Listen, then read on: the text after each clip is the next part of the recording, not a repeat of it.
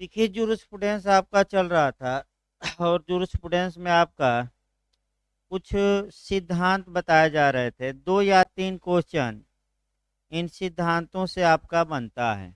यानी कि मान के चलिए कि आपका दो या तीन क्वेश्चन इन सिद्धांतों से आपका बनता है। उसमें अभी तीन चार अभी हम लिखवाएंगे आज, मैंने क्योंकि पुराना नोट्स में थोड़ा कम है, तो अभी समय है तो नया नोट्स बनवा दिया जाए। और प्रयास हम करते हैं आप लोगों का कि नोट्स भाई पुराना जो है पिछली बार का प्रोवाइड करा दिया जाए।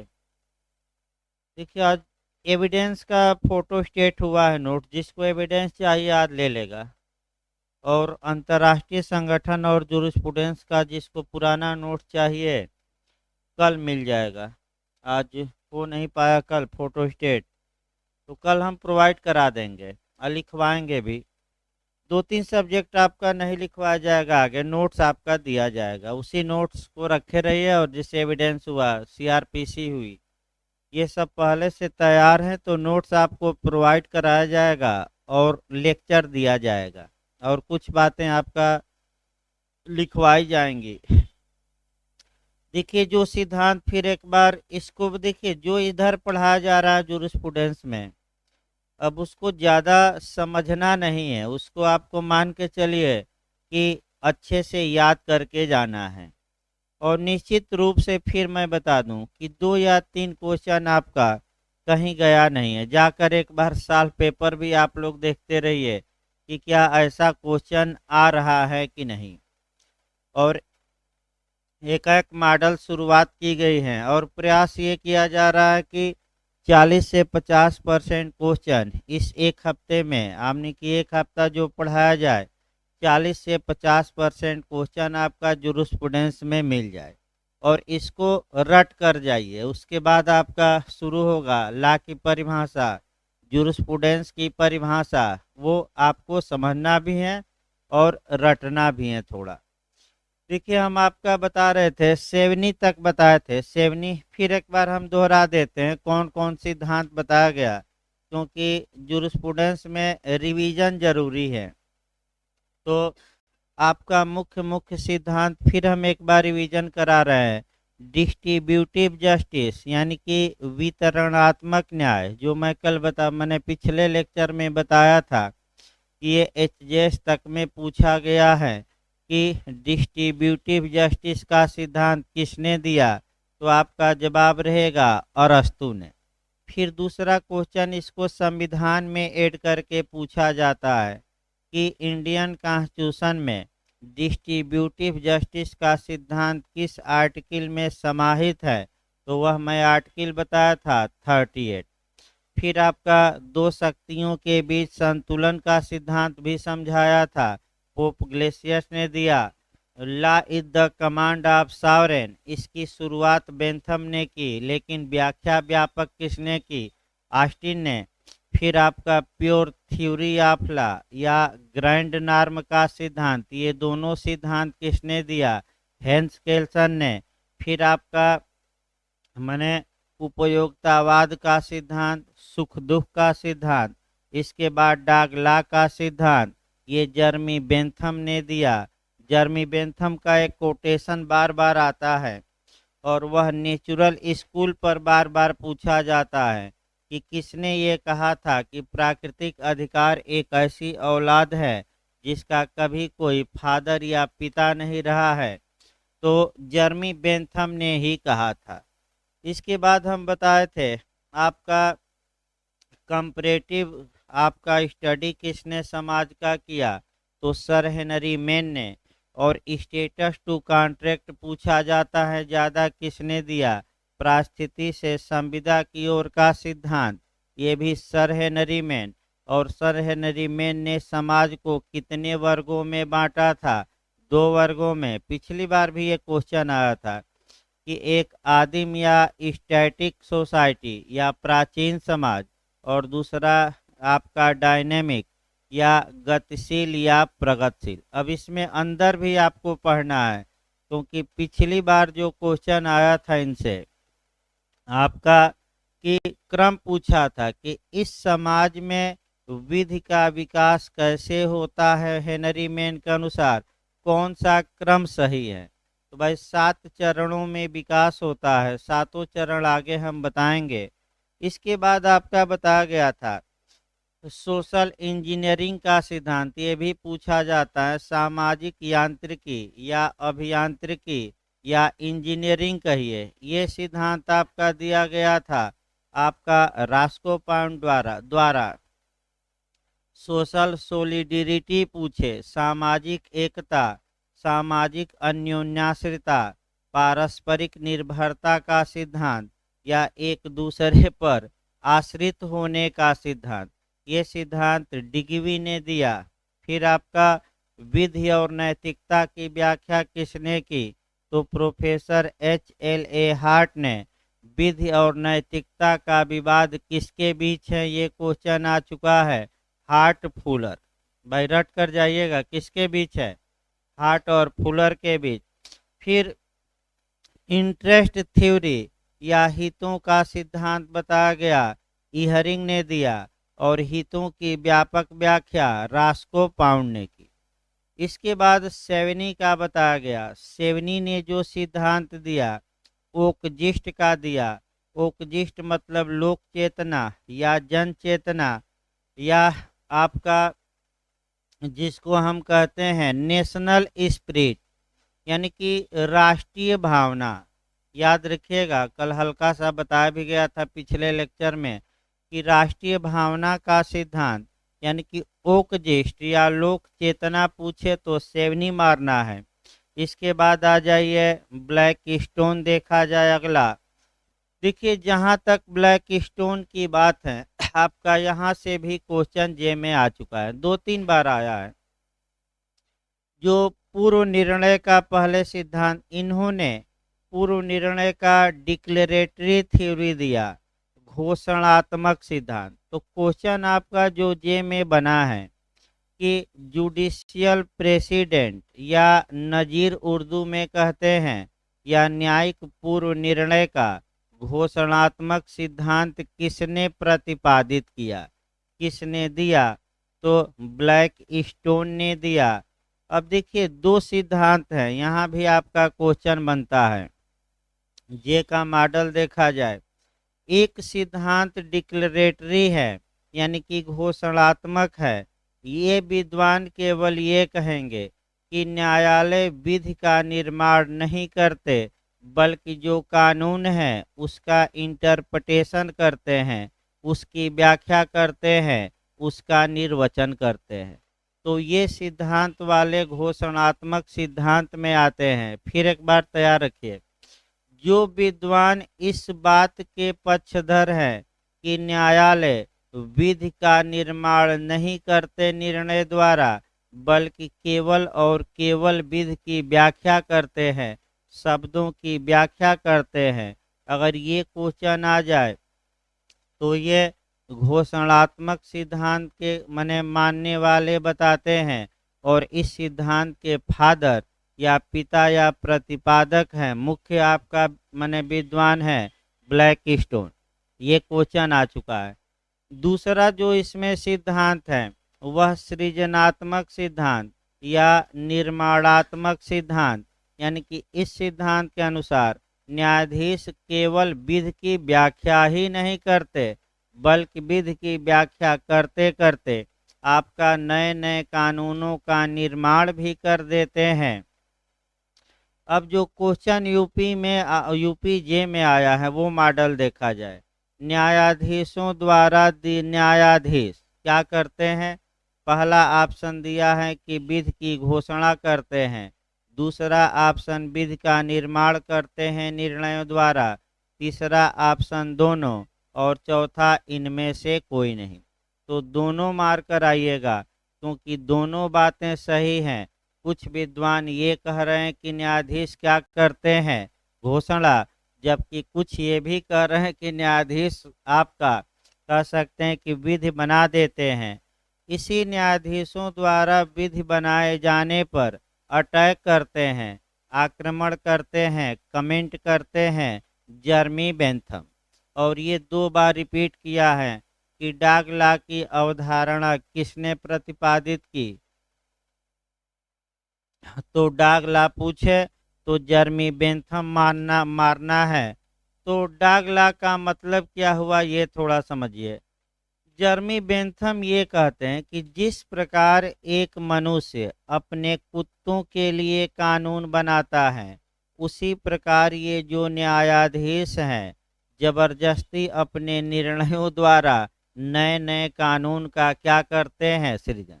जबकि नियम ये है कि न्यायाधीशों को विधि का निर्माण नहीं करना चाहिए। 3 लोग बैठिए भाई, 4 लोग न बैठिए। आशीष भाई, चलिए। हाँ, वाल 2-4 मिनट बाद भाई देखिए कहीं जगह इधर है आपका। देखिए आपका भाई फिर एक बार ये जो घोषणा माने आपका ये डाग लाभ भी याद रखना है किसने दिया। तो डाग लॉ की अवधारणा का सिद्धांत जर्मी बेंथम ने प्रस्तुत किया। और ये किससे रिलेटेड है? तो न्यायिक पूर्ण निर्णय या जुडिशियल प्रेसिडेंट से अटैक करते हैं कि भाई न्यायाधीश पर अटैक करते हैं कि जिस प्रकार एक मनुष्य अपने कुत्तों के लिए कानून बनाता है, उसी प्रकार न्यायाधीश भी जबरदस्ती अपने निर्णयों द्वारा नए नए कानून का क्या करते हैं, सृजन। जबकि इनको कानून का निर्माण करने का अधिकार नहीं है, ये केवल विधि की क्या करें, व्याख्या। ये हम नहीं बता रहे हैं, आपका कौन बता रहा है, विद्वान जर्मी बेंथम।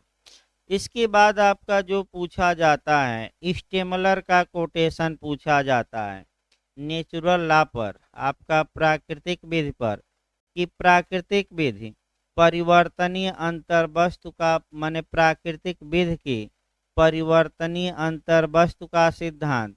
इसका मतलब ये हुआ कि जो नेचुरल लॉ है यानी कि जो प्राकृतिक विधि हैं वह समय के अनुसार चेंज होती रहती हैं। तो ये सही बात है कि नेचुरल लॉ या प्राकृतिक विधि या नेचर की जो कानून है वह समय के अनुसार चेंज होता है। क्योंकि कंसेप्ट जो हमने आपको बताया था उस कंसेप्ट के अनुसार शुरुआती दौर में ये माना जाता था कि केवल और केवल कानून कौन बनाता है, भगवान या गॉड बनाते हैं। लेकिन नेचुरल जस्टिस का वर्तमान में 3 नियम हैं चेंज करके। वह तीनों नियम हम बताए थे, फिर एक बार हम बता रहे हैं। पहला आडी अल्ट्रम पर्टम यानी कि दूसरे पक्षकार को सुनो। दूसरा रूल अगेंस्ट बायस यानी कि पक्षपात के विरुद्ध नियम। और तीसरा आपका रीजन डिसीजन यानी कि जब भी निर्णय दीजिए तो उसका आधार बताइए, उसका कारण बताइए। ये 3 बार तो परिवर्तित हुआ है नेचुरल लॉ, क्योंकि शुरुआती दौर में केवल भगवान को माना जाता था। अब विवेक, युक्ति यानी कि जो एक सामान्य मनुष्य को क्या उचित लगता है वही नेचुरल लॉ है। बस एक लाइन में वर्तमान समय में।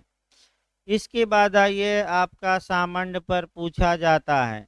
सामंड पर जो हम बता रहे हैं उसमें आपका पिछली बार भी एक क्वेश्चन आया था। अब क्वेश्चन जो पूछा जाता है विद्वान सामंड पर आपका कि कंकरेंट पोजेशन या समवर्ती कब्जे का सिद्धांत किसने दिया था। कंकरेंट पोजेशन, समवर्ती कब्जा थोड़ा समझिए। जब एक ही समय एक वस्तु पर एक से अधिक व्यक्तियों का कब्जा होता है उसे हम समवर्ती कब्जा या मध्यवर्ती कब्जा कहते हैं। अब आप सोच रहे होंगे कि क्या ये संभव है कि एक वस्तु है और एक वस्तु पर 2 या 2 से अधिक लोगों का पोजेशन है, कब्जा बताया जाएगा आगे क्या होता है। वो तो बहुत डिटेल में चलेगा, प्रकार से लेकर तमाम बातें। लेकिन ये देखिए आपका एक मैं उदाहरण अच्छा देता हूँ। ये एक मालिक है और अपने नौकर बी को 100 रुपया देता है कि जाकर क्या लाओ, सब्जी लाओ। तो आपका तात्कालिक कब्जा, जिसके पास पैसा है वो किसके पास पैसा है? बी के पास।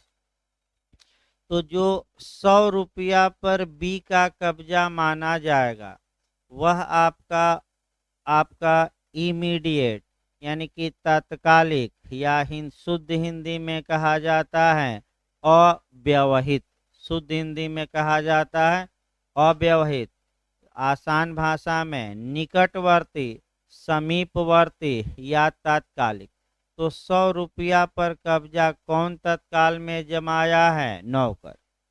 लेकिन नौकर ये जो 100 रुपया पर कब्जा जमाया है ये किसके लिए जमाया है? अपने लिए कि मालिक के लिए? मालिक के लिए। तो जो 100 रुपया पर मालिक का कब्जा होगा वह तात्कालिक नहीं है, बल्कि वह नौकर के माध्यम से प्राप्त किए हैं। अर्थात मालिक का कब्जा निकटवर्ती न होकर क्या है? दूरवर्ती या आपका दूरवर्ती है। तो दूरवर्ती कब्जे को आपका मीडिएट पोजेशन, व्यवहित कब्जा शुद्ध हिंदी में भाई आपका जो मैंने कंपटीशन में आता है, आपका जे में आ चुका है, या तो व्यवहित या अव्यवहित देगा। इंग्लिश में मीडिएट या इमीडिएट। आपका निकटवर्ती दूरवर्ती नहीं लिखेगा, लेकिन आपको समझाने के लिए हम बता रहे हैं। तो ये अब बताइए इस 100 रुपया पर कब्जा किसका हुआ? नौकर का हुआ कि मालिक का कि दोनों का? दोनों का। अब दोनों, जब एक वस्तु पर दो व्यक्तियों का कब्जा होता है तो उसी कब्जे को हम क्या कहते हैं? सामंड के अनुसार कंकरेंट पोजेशन या समवर्ती कब्जा, मध्यवर्ती कब्जा। इसको आप संविधान से भी जोड़ सकते हैं। आपका संविधान के अनुसूची 7 में आपका 3 लिस्ट या 3 सूचियां दी गई हैं। एक संघ सूची यूनियन लिस्ट, दूसरा स्टेट लिस्ट यानी कि राज्य सूची, और तीसरा कनकरेंट लिस्ट यानी कि समवर्ती। तो बताइए समवर्ती सूची में जो विषय दिए गए हैं उस पर लाभ बनाने का अधिकार किसको है? केवल संघ को कि राज्य को कि दोनों को? तो उसी प्रकार समवर्ती कब्जे में कब्जा किसका रहता है? एक व्यक्ति की कि एक से अधिक व्यक्तियों का? एक से अधिक व्यक्ति। याद रखिए पूछा गया समवर्ती कब्जे का सिद्धांत किसने दिया? तो क्या मार्कर आएंगे? सामंड। अगला देखा जाए आपका सामंड के बाद आपका आइज ऑफ लॉ का सिद्धांत यानी कि विधि का नेत्र का सिद्धांत। ये भी 2 बार रिपीट किया है जे में गलत न हो कि आइज ऑफ लॉ अगर किताब भी पूछे तो वहीं विद्वान लिखा है, सिद्धांत भी वहीं विद्वान दिया है, और वह विद्वान है हेराल्ड जे लास्की। भाई 2 बार रिपीट किया है। किसने विधि शास्त्र को विधि का नेत्र कहा, आइज ऑफ लॉ कहा? तो गलत न हो, हेराल्ड जे लास्की। अगर किताब अभी हम बताएंगे, अगर आपका किताब भी पूछ ले कि विधि का नेत्र आइज ऑफ लॉ किताब किसने लिखी, तो हेराल्ड जे लास्की ही मारकर आना है। अब डिटेल में इनकी परिभाषा हम बताएंगे तो समझाएंगे क्यों जूरिस्प्रूडेंस को आइज ऑफ लॉ कहा जाता है। अभी तो भाई सामान्य बातें ही 2-3 दिन से चल रही हैं। अगला देखिए, इसके बाद जो आपका पूछा जाता है 3-4 और आपका महत्वपूर्ण नियम बचे हैं। आपका जो पिछली बार आया था क्वेश्चन ये कि जो ये अधिकार का सिद्धांत है यानी कि जो ये राइट हैं, राइट भी हम बताएंगे आगे, डिटेल में पढ़ना भी है।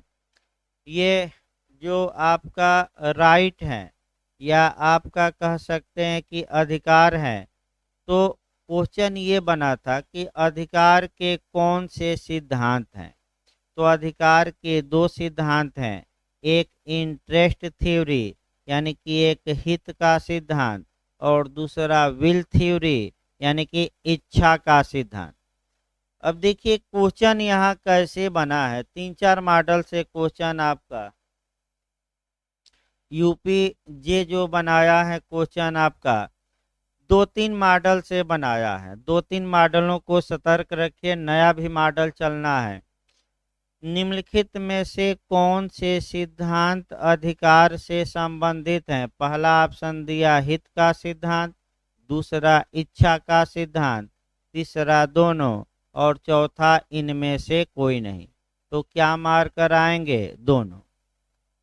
दूसरा मॉडल जो बना है कि निम्नलिखित में से कौन सा सिद्धांत अधिकार से संबंधित नहीं है, तो उसमें आपका हित का सिद्धांत दिया है, कल्पना का सिद्धांत दिया है, कोष्टक का सिद्धांत दिया है, ब्रैकेट थ्योरी, आपका इनमें से कोई नहीं। तो कौन संबंधित है पूछे और 4 में से आपको एक चुनना है, तो फिर सतर्क रहिए, हित या इच्छा देखिएगा, कोई न कोई एक इसमें से क्या रहेगा।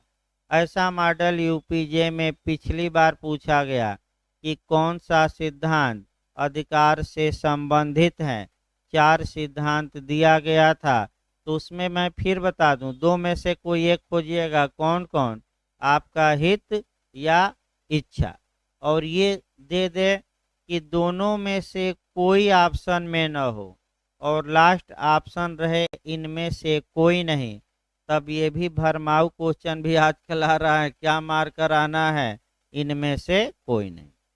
इसके बाद आइए, अधिकार और कर्तव्य यानी कि राइट और ड्यूटी की व्यापक व्याख्या किसने की? यानी कि आपका सहवर्ती और विलोम बताया जाएगा। एक क्वेश्चन उस पर आता है कि कौन सहवर्ती है किसका और कौन विरोधी है। पिछली बार जो क्वेश्चन आया था वह आपका 4 ऑप्शन देगा और निम्नलिखित में से कौन विलोमार्थी नहीं है, कौन अगेंस्ट नहीं है, तो वह हम आगे बताएंगे। लेकिन आपका अधिकार और कर्तव्य की व्यापक व्याख्या किसने की, किसने विलोम और सहवर्ती बताया, तो वह विद्वान है हाहफेल्ड। हाहफेल्ड ने अधिकार और कर्तव्य की व्यापक व्याख्या की। या कौन अधिकार कर्तव्य की व्यापक व्याख्या करते हुए तमाम चीजें बताई, कौन किसका सहवर्ती है, जुड़ा हुआ है, और कौन किसका विरोधी है, ये लास्ट में जब आपका राइट और ड्यूटी चलेगा तब बताया जाएगा। अभी बस एक लाइन जानना है रट्टा मारने के लिए। इसके बाद बाल्टी के पानी का उदाहरण आता है और बाल्टी के पानी का उदाहरण मैं बताया था शुरुआती दौर में। जैसे ही आए उदाहरण कि अधिक माने आपका स्वामित्व विभिन्न अधिकारों का समुच्चय है, यानी कि जब विभिन्न राइट एक जगह कंसोलिडेट कर दिए जाते हैं तो किसका जन्म होता है? ओनरशिप का। जिस प्रकार बाल्टी का पानी, बाल्टी में पानी भरा है, आप एक एक बूंद निकाल सकते हैं और एक एक बूंद मतलब एक एक अधिकार हो गया। तो स्वामित्व से आप एक एक अधिकार क्या कर सकते हैं? अलग। तो किसने बाल्टी के पानी का उदाहरण दिया है? अगर ये क्वेश्चन आ जाए तो आप क्या मारेंगे?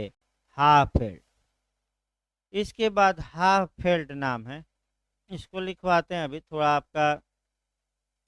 इसके बाद आपका जो पूछा माने जो पूछा जाता है सामान्यतः वह देखा जाए। अब एक मॉडल ये तो कम से कम मान के चलिए कि इससे 2 या 3 क्वेश्चन आपका मिलेगा।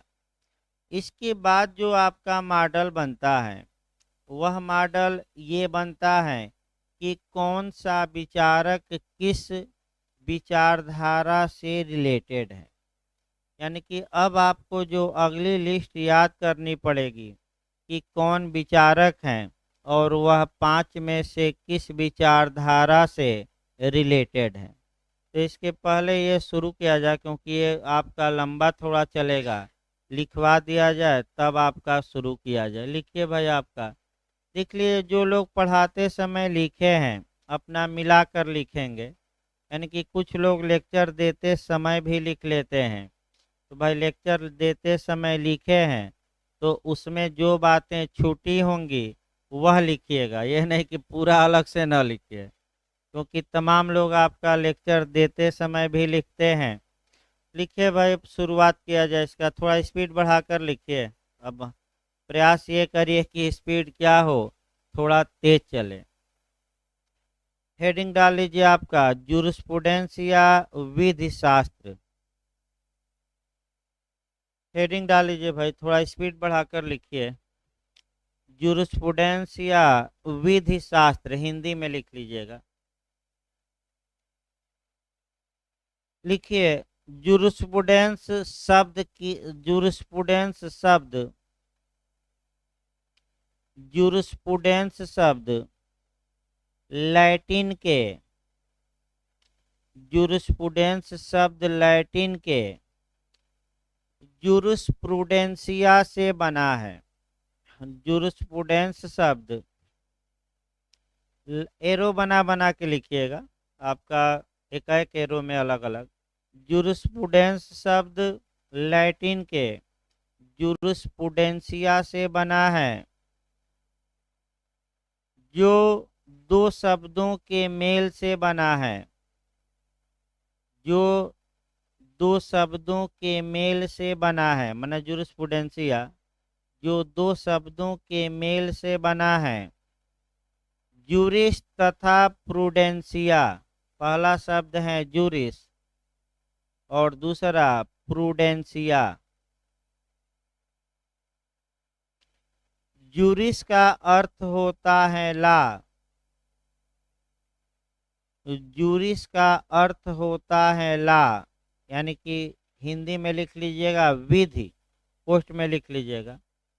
जूरिस का अर्थ होता है ला तथा प्रूडेंसिया का अर्थ होता है नॉलेज, यानी कि ज्ञान, तथा प्रूडेंसिया का अर्थ होता है नॉलेज या ज्ञान। अतः शाब्दिक अर्थ के अनुसार, अतः शाब्दिक अर्थ के अनुसार विधि शास्त्र का अर्थ विधि का ज्ञान हुआ। शाब्दिक अर्थ के अनुसार विधि शास्त्र का अर्थ विधि का ज्ञान, अर्थात, अर्थात करके लिखिएगा, जिस शास्त्र द्वारा विधि के क्रमबद्ध अध्ययन, विधि, जिस शास्त्र द्वारा विधि के ज्ञान का, जिस शास्त्र द्वारा विधि के ज्ञान का क्रमबद्ध अध्ययन किया जाता है, सिस्टमेटिक स्टडी, क्रमबद्ध अध्ययन किया जाता है, उसे विधि शास्त्र कहा जाता है।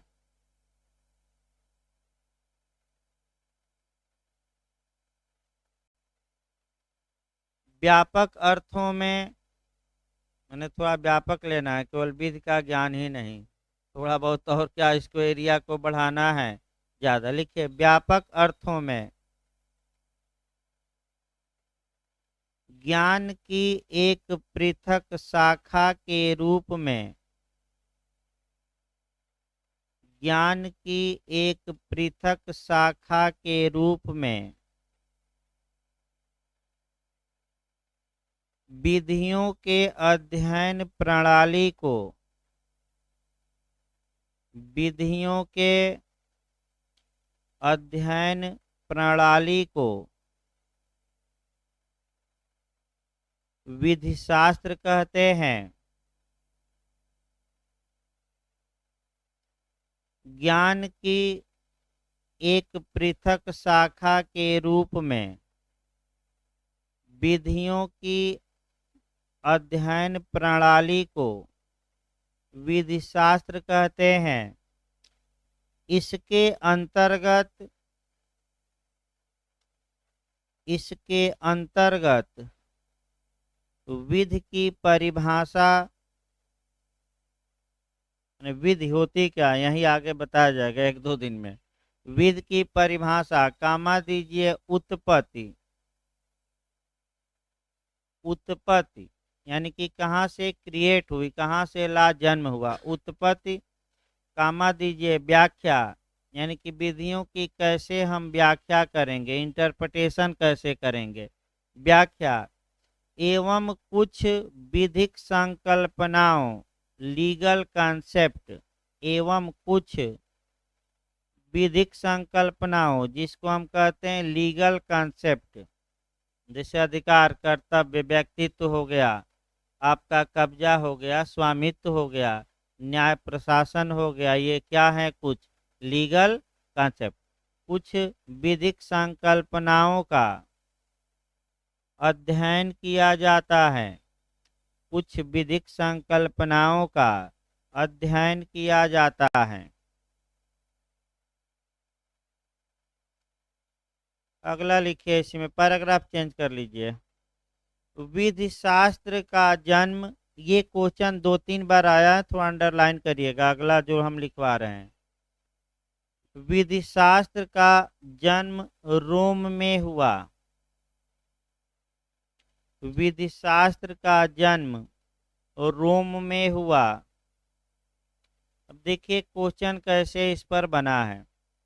जूरिस्प्रूडेंस का सबसे पहले अध्ययन कहाँ प्रारंभ हुआ, दे देगा रोम, यूनान दे देगा, और भी देश दे देगा। ये अंडरलाइन करिए, दो तीन बार रिपीट किया है। तो विधिशास्त्र की उत्पत्ति या जन्म या अध्ययन सर्वप्रथम कहाँ हुआ, तो आप रोम मार्क कराइएगा। जो कन्फ्यूजन रहता है वह प्राकृतिक विचारधारा में रहता है, तो प्राकृतिक विचारधारा पूछे यूनान मार कराइए या ग्रीस, और जूरिस्प्रूडेंस पूछे तो कहाँ मारना है, रोम। अब कैसे उत्पन्न हुआ वो तो डिटेल में आपका अभी बताया जाएगा। पैराग्राफ चेंज करके लिखिए। विधि की परिभाषा को लेकर, विधि की परिभाषा को लेकर विद्वानों में, विधि की परिभाषा को लेकर विद्वानों में एक राय नहीं है। विधि की परिभाषा को लेकर विद्वानों में एक राय नहीं है। अतः इस विभेद के कारण, अतः इस विभेद के कारण 5 प्रकार की विचारधाराएं जन्म ली।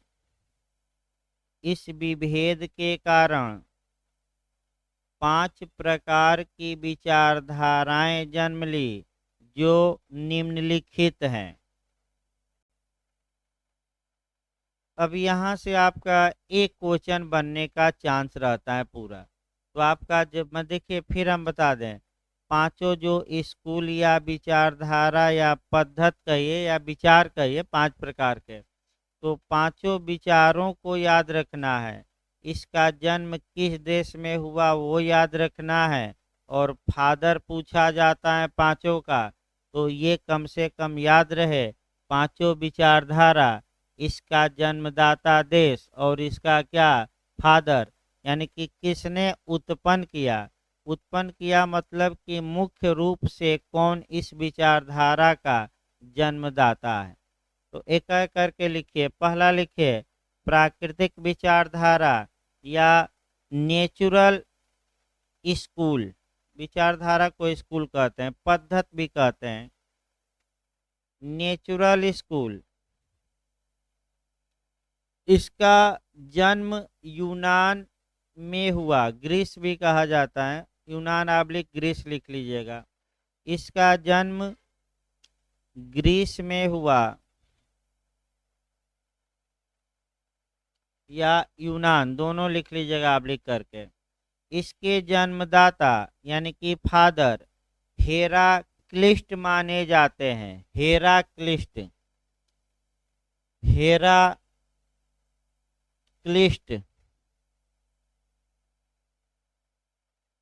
हेराक्लिस्ट माने जाते हैं। हेराक्लिस्ट माने जाते हैं। इसी लाइन में लिखिएगा, यह विचारधारा सबसे प्राचीन यानी कि एंशियंट है। ये भी क्वेश्चन आ चुका है, ये भी क्वेश्चन आया है कि कौन सी विचारधारा सबसे प्राचीन है, तो क्या मार्क कराएंगे? प्राकृतिक। देखिए, यह विचारधारा सबसे प्राचीन है तथा वर्तमान समय तक अस्तित्व में है। तथा वर्तमान समय तक अस्तित्व में है।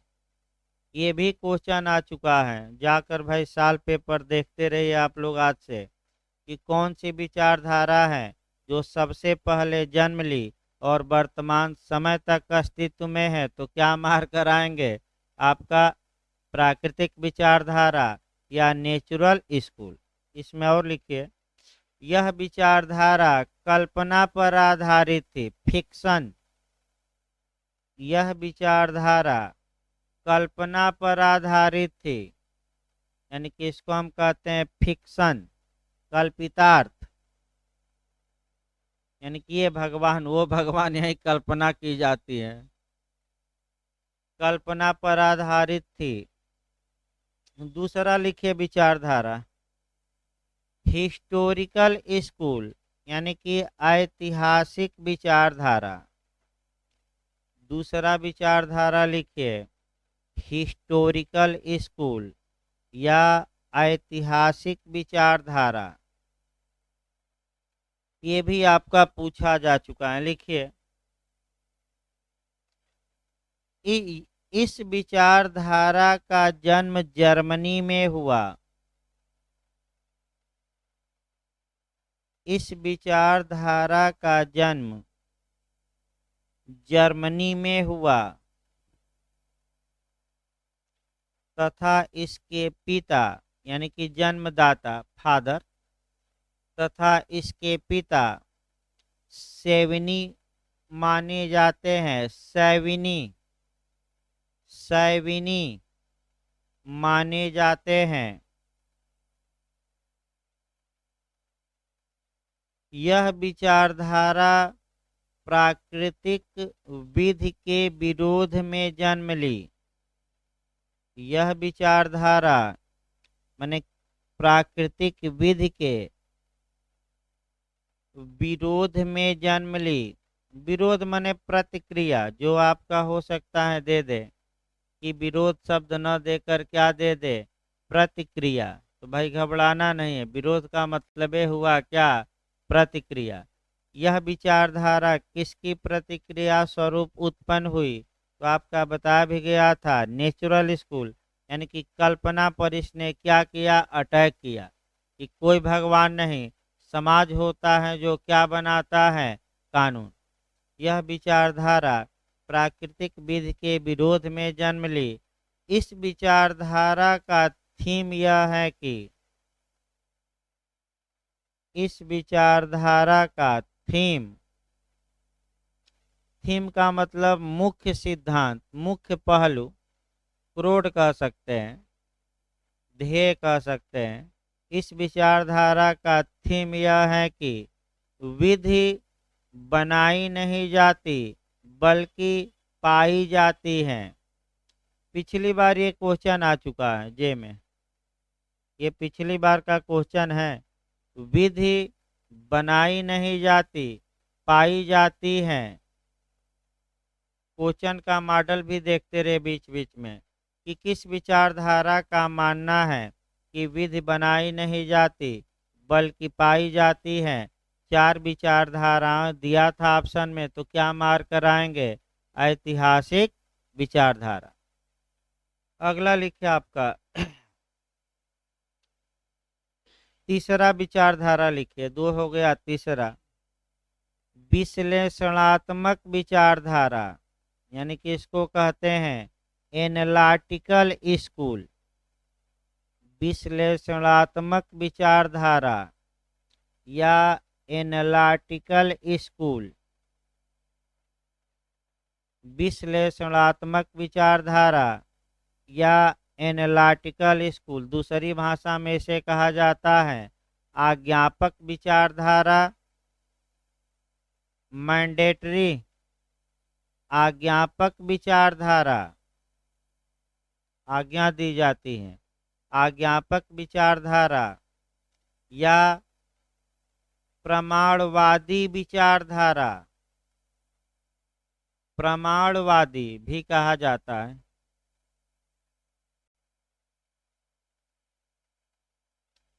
लिखिए, आपका यहाँ से भी क्वेश्चन 2-3 बना है। लिखिए, इस विचारधारा का जन्म इंग्लैंड में हुआ। इस विचारधारा का जन्म इंग्लैंड में हुआ तथा इसके पिता जॉन ऑस्टिन माने जाते हैं, तथा इसके पिता जॉन ऑस्टिन माने जाते हैं।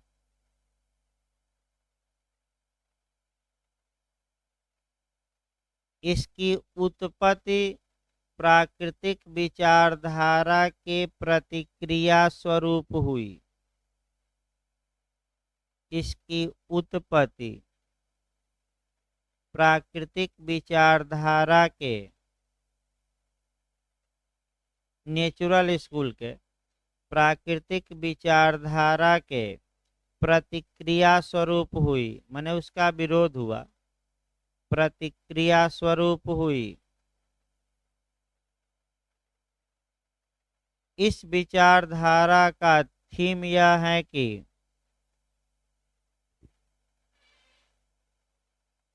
इस विचारधारा का थीम हो सकता है पूछ ले, क्योंकि इसके विपरीत पूछा गया है ऐतिहासिक में, तो हो सकता है कि ये इस बार पूछ ले। इस विचारधारा का थीम यह है कि विधि पाई नहीं जाती बल्कि जानबूझकर संप्रभु द्वारा बनाई जाती है। विधि पाई नहीं जाती, विधि पाई नहीं जाती, ये अंडरलाइन कर लीजिएगा, नया क्वेश्चन बन सकता है। पिछले बार से घुमावदार, यानी पिछली बार ऐतिहासिक बना तो हो सकता है विश्लेषणात्मक थीम बन जाए कि विधि पाई नहीं जाती बल्कि जानबूझकर संप्रभु द्वारा, यानी कि सावरेन द्वारा बनाई जाती हैं।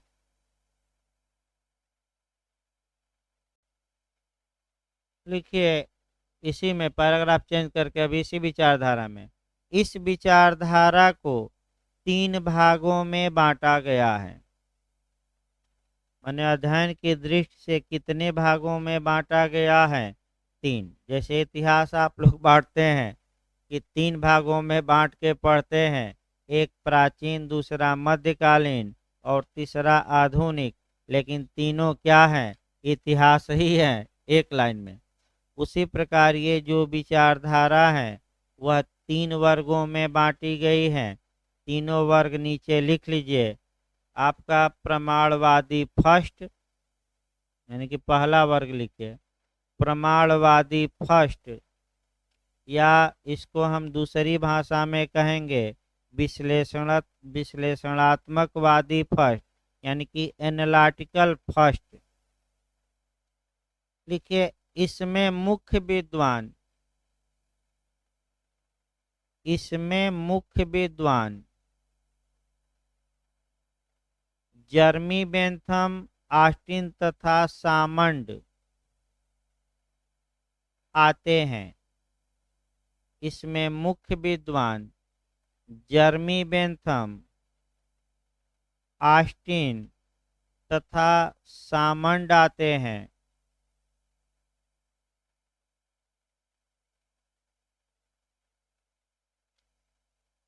इनका यह मानना है कि विधि संप्रभु का समादेश है, law is the command of sovereign. इनका मानना है कि, थीम बताया जा रहा है, इनका मानना है कि विधि संप्रभु का समादेश है, यानी कि law is the command of sovereign. विधि संप्रभु का समादेश है। लिखिए, अगला लिखिए प्रमाणवादी सेकंड या विश्लेषणात्मकवादी सेकंड, एक ही है दोनों, या ज्ञापक सेकंड भी दे तो घबराना नहीं है। प्रमाणवादी सेकंड या विश्लेषणात्मक सेकंड। लिखिए इसमें, इसके प्रतिपादक हेंस केल्सन है। हेंस केल्सन है, जिनके समय में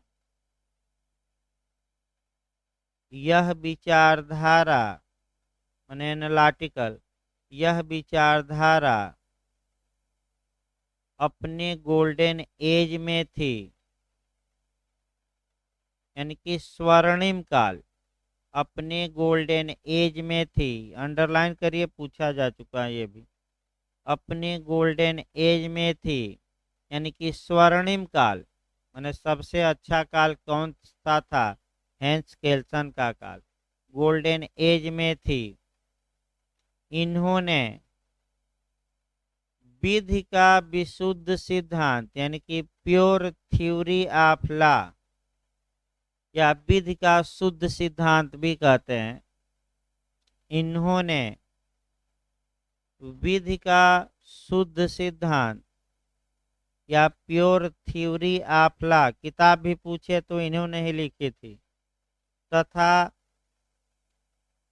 ग्रैंड नॉर्म यानी कि मूल मानक, ग्रैंड नॉर्म यानी कि मूल मानक का सिद्धांत प्रतिपादित किया। दो सिद्धांत यहाँ याद रखिए इनका, कौन कौन? प्योर थ्योरी ऑफ लॉ और दूसरा कौन है? ग्रैंड नॉर्म का। गोल्डन एज किसके समय था?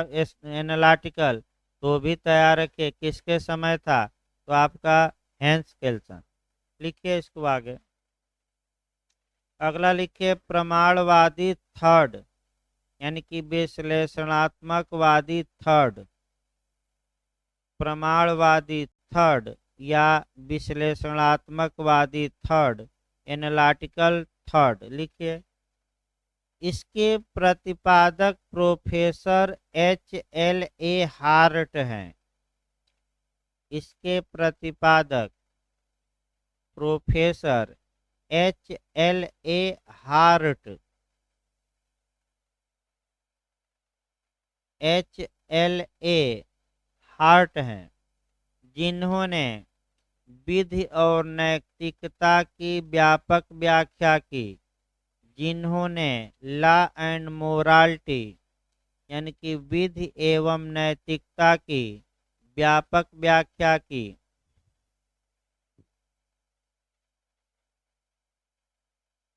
अब अगला क्वेश्चन आइए, तीन विचारधारा हो गई तो आपका तीनों का कंसेप्ट भी बनाना है। अगला जो क्वेश्चन बनता है विश्लेषणात्मक से कि कौन सा विचारक किससे एक कदम आगे हैं, तो उसकी लिस्ट बना लीजिए। भाई एक लिस्ट बना लीजिए। तो आपका मैं बताया भी था कौन सा विचारक किससे एक कदम आगे हैं। तो पहला हमने किसका बताया था? जर्मी बेंथम से एक कदम आगे कौन है? ऑस्टिन। ऑस्टिन से एक कदम आगे केल्सन, और केल्सन से एक कदम आगे कौन है? हार्ट। अब देखिए क्वेश्चन कैसे जे में बना था। क्वेश्चन का मॉडल देखिए, हेंस केल्सन किससे एक कदम आगे माने जाते हैं? तो किससे माने जाते हैं? इसको चार्ट बनाइए। निम्नलिखित विद्वान एक कदम आगे माने जाते हैं। एक चार्ट बना लीजिएगा भाई, पूरा नहीं लिखवा जाएगा, चार्ट से आप बना लीजिए। निम्नलिखित विद्वान एक कदम आगे माने जाते हैं। अब एक चार्ट बना लीजिए भाई, केल्सन पूछा गया है और हो सकता है कि अब केल्सन न पूछकर ऑस्टिन पूछ ले या हार्ट पूछ ले, तो पहला लिखिए जर्मी बेंथम, जर्मी बेंथम। उसके आगे लिखिए जॉन ऑस्टिन, जर्मी बेंथम के आगे लिखिएगा जॉन ऑस्टिन। फिर उसके आगे लिखिए आपका हैंस केल्सन, पूरा नाम है हैंस केल्सन, हैंस केल्सन। और चौथे पॉइंट पर लिखना है हार्ट, हार्ट, हार्ट। अब इसमें आप सतर्क रहिएगा, आगे वाले अपने पीछे वाले से क्या माने जाएंगे, एक कदम आगे। अब ये लिखवा नहीं जा रहा है, थोड़ा कुछ घर पर भी तैयार करना है। अगला जो कंसेप्चुअल क्वेश्चन बनता है, फिर एक बार हम समझा रहे हैं, सबसे पहले तब उसको लिखवा रहे हैं। सबसे पहले आपका प्राकृतिक विचारधारा जन्म ली, जो किस पर आधारित थी, कल्पना पर। इस कल्पना की प्रतिक्रिया स्वरूप विश्व में दो विचारधाराएं जन्म ली, एक जर्मनी में ली और इसके पिता कौन थे, सेवनी। और एक आपका इंग्लैंड में ली, इसके पिता कौन हमने बताया, ऑस्टिन। अब जो यूपीजे में क्वेश्चन बना है वह मॉडल देखना है कि कौन सी दो विचारधाराओं में एक समानता पाई जाती है। अब ये किताब में नहीं मिलेगा कि आपका, देखिए कई चीज़ें किताब से बाहर बताई जा रही हैं, जो कॉन्सेप्ट के आधार पर बताई जा रही हैं, किताब के आधार पर नहीं। वो जब तक कॉन्सेप्ट क्लियर ना हो आप कर नहीं सकते क्वेश्चन को। इसलिए जूरिस्प्रूडेंस है, सबसे कठिन भी माना जाता है, तमाम लोगों के सिर के ऊपर से निकल जाता है।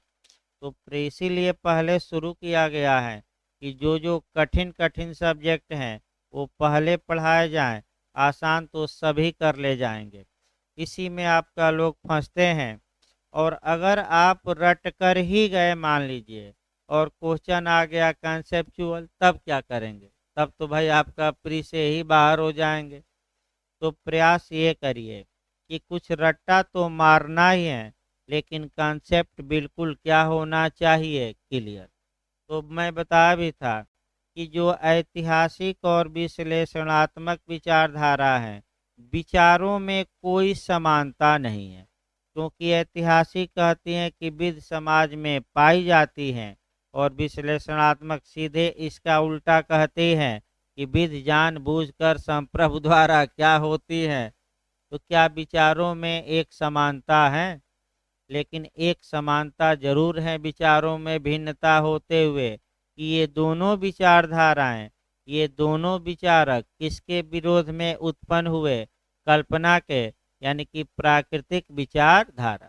तो अगला लिखिए, एरो बनाकर लिखिए, अगला एरो बनाकर लिखिएगा, ऐतिहासिक तथा विश्लेषणात्मक विचारधारा में, ऐतिहासिक तथा विश्लेषणात्मक विचारधारा में समानता यह है कि ऐतिहासिक तथा विश्लेषणात्मक विचारधारा में समानता यह है कि ये दोनों विचारधाराएं, ये दोनों स्कूल या दोनों विचारधाराएं प्राकृतिक विधि के प्रतिक्रिया स्वरूप उत्पन्न हुई, प्राकृतिक विधि के, हाँ हाँ, प्राकृतिक विचारधारा के प्रतिक्रिया स्वरूप उत्पन्न हुई। दूसरी भाषा में इसे लिख सकते हैं कल्पना के विरुद्ध विद्रोह स्वरूप। उसको थोड़ा दूसरी भाषा में लिखिए तो फिर एक बार देखिए, आपका ऐतिहासिक तथा विश्लेषणात्मक विचारधारा में एक समानता, समानता यह है कि ये दोनों विचारधाराएं प्राकृतिक विचारधारा के प्रतिक्रिया स्वरूप उत्पन्न हुई। ठीक है, इतना आ जाए। लेकिन अगर शब्द चेंज कर दे तब क्या करेंगे, तो आप लिख करके दूसरा शब्द लिखिए। ये दोनों विचारधाराएं कल्पना के विरोध कल्पना के विरुद्ध विद्रोह का परिणाम है। ये दोनों विचारधाराएं फिक्शन यानी कि कल्पना के विरुद्ध विद्रोह का परिणाम है। हो सकता है सब चेंज करे, लेकिन घबराना नहीं। अगर कंसेप्ट क्लियर रहे तो भाई घबराने की कोई आवश्यकता नहीं है। तो अब तक हमने 3 विचारधाराएं लिखवाई। एक पहला कल्पना के विरुद्ध विद्रोह। स्पीड बढ़ाइए भाई लिखने की। वैसे भी 2 बार मैं बोल रहा हूँ शुरुआती दौर में, आगे चलकर 2 बार मुश्किल हो जाएगा बोलना। अभी शुरुआती दौर है, आपका 1 हफ्ते बाद स्पीड अपने आप क्या होगा, बढ़ जाता है। जिस दिन विज्ञापन आ जाएगा थोड़ा बहुत स्पीड अपने आप बढ़ जाएगा। तो आप थोड़ा स्पीड बढ़ाइए आज से। अगला देखिए, 3 विचारधाराएं मैं लिखवा चुका हूँ, चौथी अब लिखिए। सोशलिस्ट स्कूल या समाजशास्त्रीय विचारधारा। सोशलिस्ट स्कूल चौथा है, या समाजशास्त्रीय विचारधारा। समाजशास्त्रीय विचारधारा आप लिख करके लिखिएगा। हितों की विधि हित की विचारधारा पूछा गया है। इंटरेस्ट हित की विचारधारा, तो किस विचारधारा को इंटरेस्ट का विचारधारा कहते हैं, हित की? तो कौन सी विचारधारा है? समाजशास्त्री। लिखिए इसका जन्म पहले लिखिए। इसका जन्म जर्मनी में हुआ। इसका जन्म जर्मनी में हुआ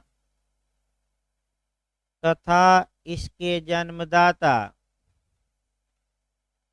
इसका जन्म जर्मनी में हुआ तथा इसके जन्मदाता रूडोल्फ वान इहरिंग है। रूडोल्फ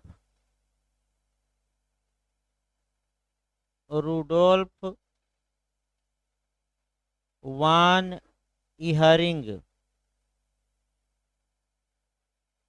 रूडोल्फ वान इहरिंग है। यह विचारधारा, इसी लाइन में यह विचारधारा, ये नया क्वेश्चन बन सकता है आपका, अभी बना नहीं है। यह विचारधारा ऐतिहासिक तथा विश्लेषणात्मक का यह विचारधारा ऐतिहासिक तथा विश्लेषणात्मक का परिमार्जित रूप है। परिमार्जित रूप है, यानी कि मॉडिफाई स्वरूप है। यानी कि ऐतिहासिक और विश्लेषणात्मक विचारकों के विचारों में थोड़ा बहुत संशोधन किया गया और अब आपका समाज को देखा जाने लगा। तो किसका मॉडिफाई रूप समाजशास्त्री विचारधारा है? ऐतिहासिक का कि विश्लेषणात्मक का कि दोनों का? दोनों का। ये क्वेश्चन आ सकता है, अंडरलाइन थोड़ा कर लीजिएगा। नया कंसेप्ट आ सकता है। इसके बाद लिखिए यह विचारधारा हितों पर आधारित है। इसी में लिखिए यह विचारधारा हितों पर आधारित है। यह विचारधारा हितों पर आधारित है तथा हितों में सामंजस्य बैठाने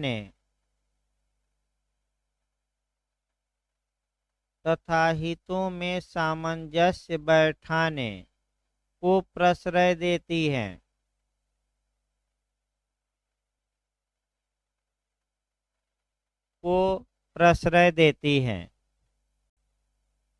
प्रश्रय माने संरक्षण, प्रोटेक्शन देती है। 5वां विचारधारा लिखिए रियलिस्ट थ्योरी। 5वां जो विचारधारा है रियलिस्ट थ्योरी या यथार्थवादी विचारधारा। यथार्थवादी, रियलिस्ट थ्योरी या यथार्थवादी विचारधारा।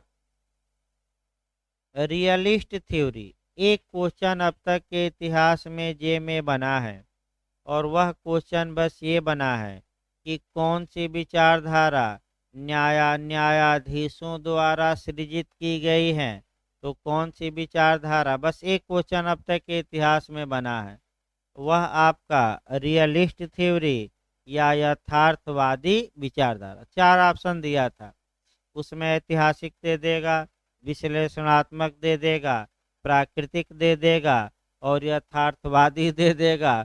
पूछेगा कि कौन सी विचारधारा न्यायाधीशों द्वारा उत्पन्न की गई है, तो क्या मारना है आपका यथार्थवादी। लिखिए, इसका जन्म अमेरिका में हुआ। इसका जन्म अमेरिका में हुआ तथा इसके प्रतिपादक यानी कि पिता तथा इसके प्रतिपादक अमेरिका के फेडरल न्यायालय, माने जो वहाँ उच्चतम न्यायालय है उसे फेडरल कोर्ट कहते हैं, तथा इसके प्रतिपादक अमेरिका के फेडरल कोर्ट के न्यायाधीश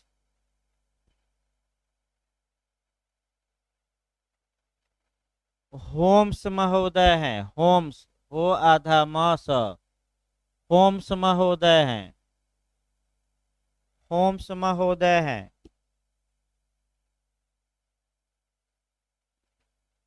यह विचारधारा न्यायाधीशों द्वारा उत्पन्न की गई है। यह विचारधारा न्यायाधीशों द्वारा उत्पन्न की गई है। इसका थीम यह है कि, थीम लिखिए, इसका थीम यह है कि जब भी न्यायाधीश निर्णय देते हैं, जब भी न्यायाधीश निर्णय देते हैं,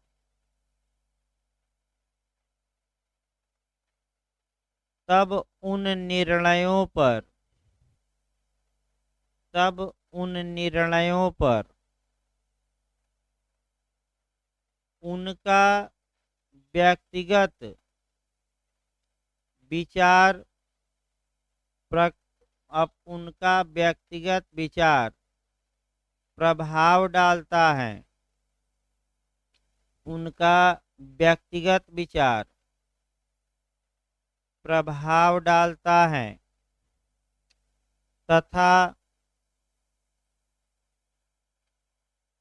तथा ऐसे निर्णय विधि बनाने में सहायक होते हैं, तथा ऐसे निर्णय विधि बनाने में सहायक होते हैं। तो तमाम विद्वान ऐसे आएंगे जो कहेंगे कि न्यायाधीश जो निर्णय दे दिया, ये किताब सब फालतू है, किताब में लिखी गई बातें वास्तविक कानून नहीं है।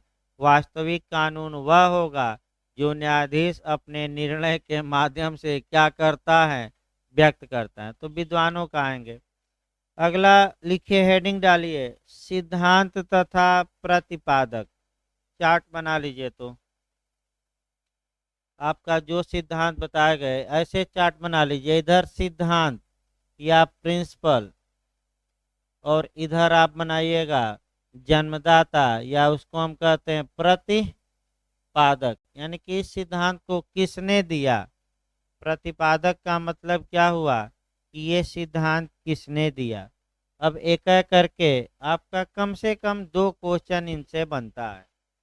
आपका लिखिए भाई एक एक सिद्धांतों को। पहला लिखिए, वितरणात्मक न्याय का सिद्धांत, या distributive justice, principle of distributive justice, वितरणात्मक न्याय का सिद्धांत।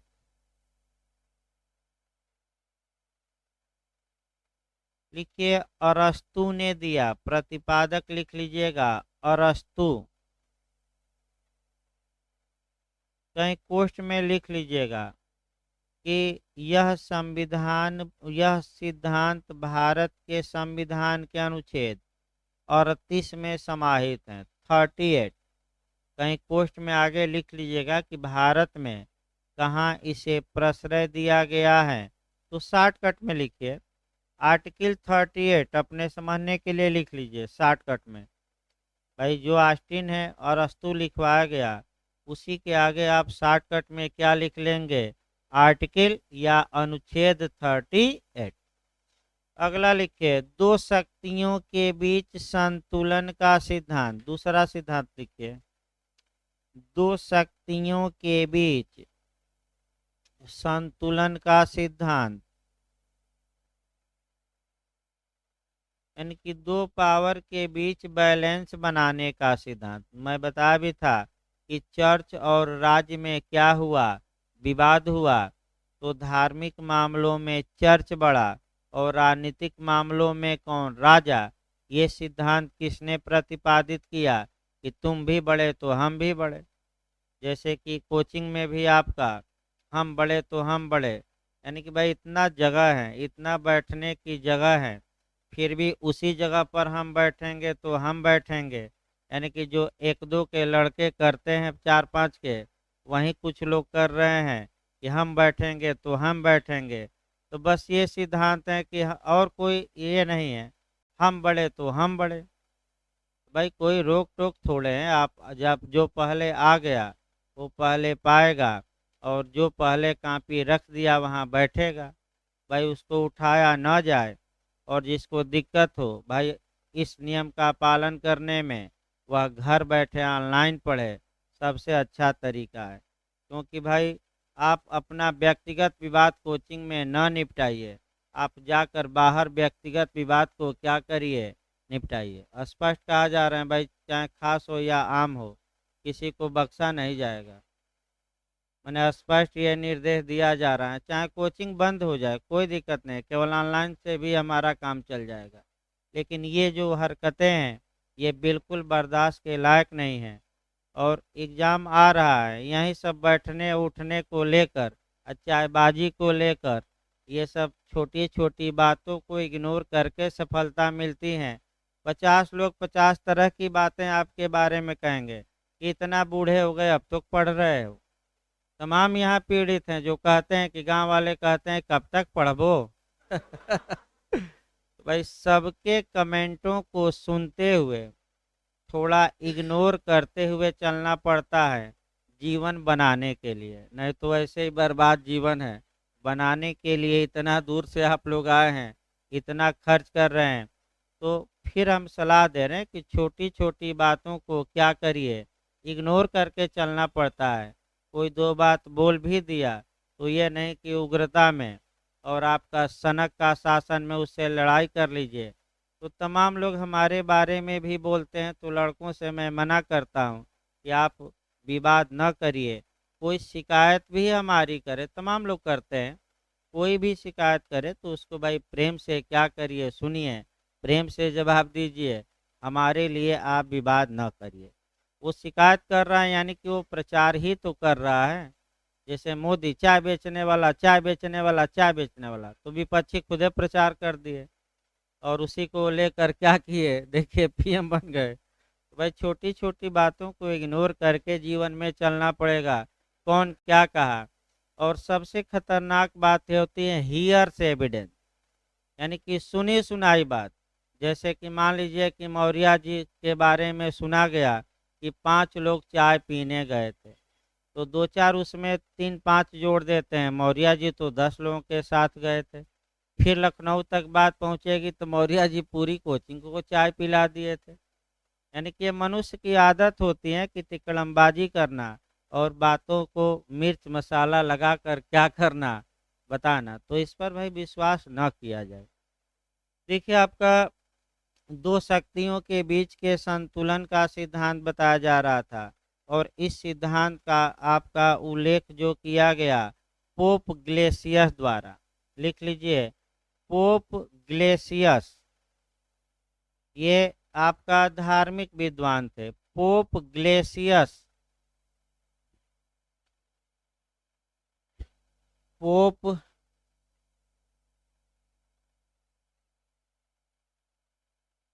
ग्लेसियस। देखिए, इसमें आपका दूसरा मॉडल भी बन सकता है, और वह मॉडल ये बन सकता है कि 5वीं शताब्दी में चर्च और राज्य के बीच हुए विवाद का निपटारा करने का आपका प्रयास किस विद्वान ने किया। मॉडल चेंज कर सकता है। तो 5वीं शताब्दी में चर्च कह रहा था हम बड़े, और राज्य कह रहा था हम बड़े। तो पोप ग्लेसियस ने कहा कि दोनों बड़े, यानी कि दोनों बड़े, तुम धार्मिक मामलों में बड़े रहोगे, और राजा को कहा कि तुम किस मामले में, आपका प्रशासनिक मामलों में। लेकिन विवाद सुलझा नहीं, अंत में विवाद हुआ, राज्य जीता और पोप हार गए। तो आज भी पोप हारे हुए हैं, और राज्य क्या है, आपका अस्तित्व में है उसी समय से। तो आगे कहानी बताई जाएगी। अगला सिद्धांत लिखिए भाई, अगला सिद्धांत लिखिए आपका, ये विधि का विशुद्ध सिद्धांत या विधि का शुद्ध सिद्धांत, pure theory of law, pure theory of law, इसको हम हिंदी में कहते हैं विधि का शुद्ध सिद्धांत, या विधि का विशुद्ध भी लिखता है कहीं कहीं। इसके जो प्रतिपादक हैं हेंस केल्सन, हेंस केल्सन। अगला लिखिए, ग्रैंड नॉर्म यानी कि मूल मानक का सिद्धांत, मूल मानक का सिद्धांत, ये इसका भी प्रतिपादन किया हेंस केल्सन ने। ग्रैंड नॉर्म या मूल मानक। अगला लिखिए, सुख दुख का सिद्धांत, पेन एंड प्लीजर, दुख सुख, पेन एंड प्लीजर, दुख सुख का सिद्धांत, ये प्रतिपादित किया जर्मी बेंथम ने, या सुख दुख जो भी आए, जर्मी बेंथम ने। अगला लिखिए, डाग लॉ का सिद्धांत, ये भी पूछा जा चुका है। डाग लॉ यानी कि कुत्तों की विधि, डाग लॉ का सिद्धांत आपका जर्मी बेंथम, जर्मी बेंथम ही प्रतिपादित किए। लिखिए, अगला इसी में लिखिए, सर्वप्रथम समादेश के सिद्धांत का प्रतिपादन, यानी कि कमांड के, सर्वप्रथम, सर्वप्रथम थोड़ा लगा लीजिएगा, क्योंकि भाई समादेश वाले में आस्टीन भी आ जाएंगे। तो सर्वप्रथम समादेश के सिद्धांत का प्रतिपादन, लिखिए आगे, किस विद्वान ने किया, जर्मी बेंथम ने। सर्वप्रथम जरूर जोड़ लीजिएगा, क्योंकि इसकी व्यापक व्याख्या किसने की है, जॉन ऑस्टिन ने। अगला लिखिए, इसके बाद आपका ये लिखिए, समाज का तुलनात्मक अध्ययन किसने किया, ये भी क्वेश्चन आया हुआ है। सोसाइटी का कंपैरेटिव स्टडी, यानी कि समाज का तुलनात्मक अध्ययन किसने किया। तो अगला विद्वान लिखिए, sir Henry man, sir Henry man. अगला लिखिए, समाज को दो वर्गों में किसने बांटा, समाज को दो वर्गों में किसने बांटा? तो वह भी कौन थे? Sir Henry main. समाज को दो वर्गों में किसने बांटा? तो वह जो विद्वान है वह सर हेनरी मेन है।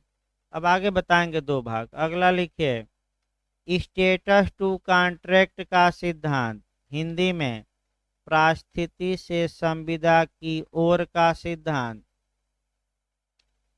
पारिस्थिति से संविदा की ओर का सिद्धांत। स्टेटस टू कॉन्ट्रैक्ट ये बहुत बार पूछा गया है। ये सर हेनरी मेन ने दिया। सर हेनरी मेन ने दिया। इसके विपरीत भी सिद्धांत यही लिखना है। संविदा से पारिस्थिति की ओर, कॉन्ट्रैक्ट टू स्टेटस, ये भी आ चुका है क्वेश्चन। लिखिए, संविदा से पारिस्थिति की ओर यानी कि contract to status professor Allen ने दिया। यह सिद्धांत किसने दिया?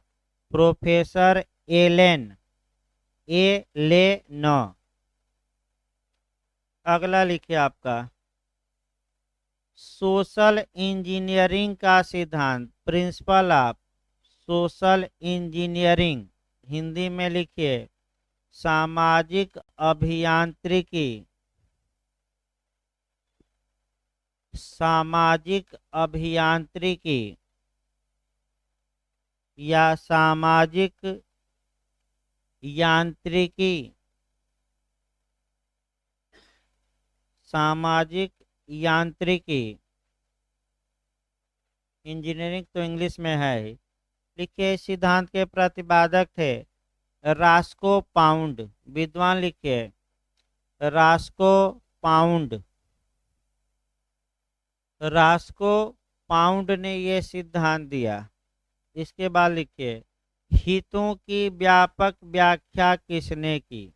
मैंने बहुत डिटेल में हित को बताया। अगला लिखिए हितों की व्यापक व्याख्या यानी कि जो इंटरेस्ट होते हैं उसका व्यापक व्याख्या, वाइड एक्सप्लेनेशन किसने किया? तो हितों की व्यापक व्याख्या लिखिए रास्को पाउंड। विद्वान लिखिए रास्को पाउंड। ये भी रास्को पाउंड का ही है। अगला लिखिए आपका सोशल सोलिडरिटी। इंग्लिश है सोशल सोलिडरिटी। हिंदी में है सामाजिक समेकता। इंग्लिश में सोशल सोलिडरिटी, हिंदी में सामाजिक समेकता या सामाजिक एकता। उसको आप लिख करके लिखते रहे तो सिद्धांत सामाजिक एकता। पारस्परिक निर्भरता और भाषा में कहा जाता है पारस्परिक निर्भरता या पारस्परिक अन्योन्याश्रिता या पारस्परिक अन्योन्याश्रिता माने एक दूसरे पर निर्भर या डिपेंड रहना। ये सिद्धांत आपका डिग्वी ने दिया। द्विगिट या डिग्वी, डी आधा वी, डिग्वी ने दिया। अगला लिखिए आइज ऑफ लॉ, विधि का नेत्र। आइज ऑफ लॉ यानी कि विधि का नेत्र। तभी बताया गया किसने दिया था यह सिद्धांत? हेराल्ड जे लास्की। लिखिए हेराल्ड जे लास्की।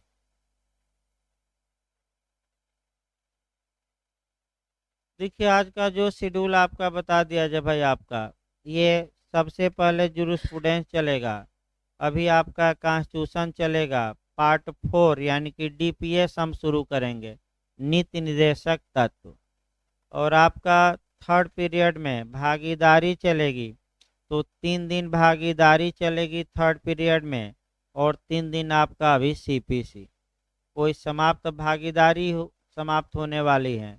जब ये समाप्त हो जाएगी तो 3 दिन आपका जो यूपी का आपका रेवेन्यू कोड है वो लगाया जाएगा। मान के चलिए कि आपका दिसंबर फर्स्ट वीक से पहले भू राजस्व जो नया कानून है उसी को पढ़ाया जाएगा, और बिहार और यूपी मिक्स करके अभी शाम को बैच चलेगा। तो शाम का बैच जो है नया बैच अभी 5 दिसंबर से शुरू हो पाएगा, क्योंकि इधर एपीओ मेंस का चल रहा है, तो अभी 10-15 दिन कम से कम लग जाएंगे।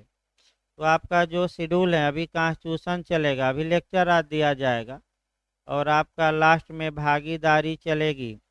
और समय प्रयास करते हैं, थोड़ा बहुत जूरिस्प्रूडेंस लंबा खिंच जा रहा है, एक एक घंटा मैंने रखा जाए, 1.25 घंटा, क्योंकि जूरिस्प्रूडेंस थोड़ा 1.5 घंटा लगभग खिंच जा रहा है, इसी को कम करना है। तो अभी संविधान 15 मिनट बाद चलेगा भाई, आपका 15 मिनट का ब्रेक रहेगा, फिर संविधान, फिर भागीदारी चलेगी।